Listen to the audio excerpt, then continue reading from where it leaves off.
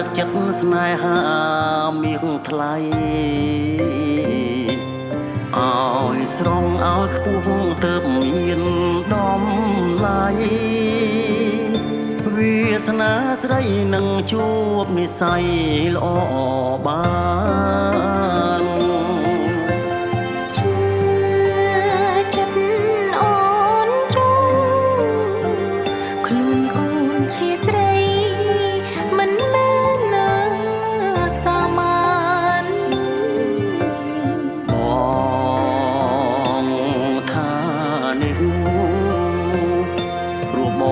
ចង់បានឲ្យអូនជួបឋានសុគីកុំស្រឡាញ់គេក្រៅពីអូនស្រីស្ងួនរងទុក្ខវេទនាបើស្រឡាញ់ហើយសុំរង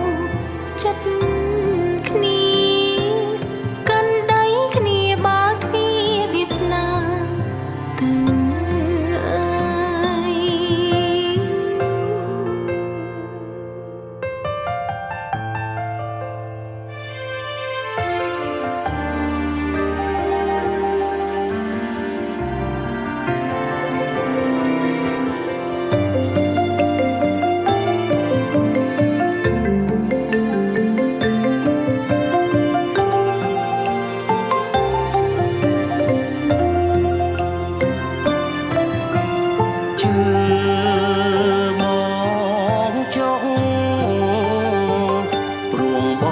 ជាប្រុង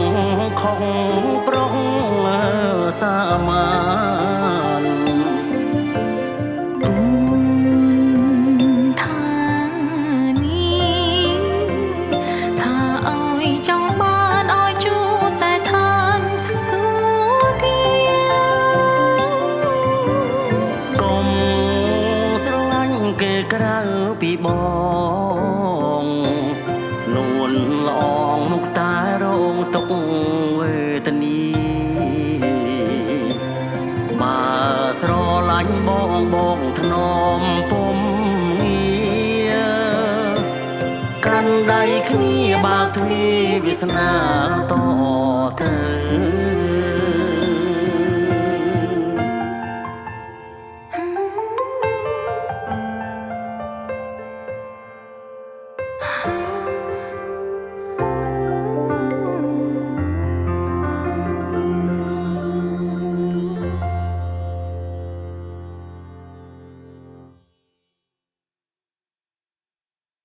អ្នកទាំងអស់គ្នាដែលកំពុងតែតាមដានជាមួយនឹងកម្មវិធី Acoustic Lounge លើគេហទំព័រ All Day Music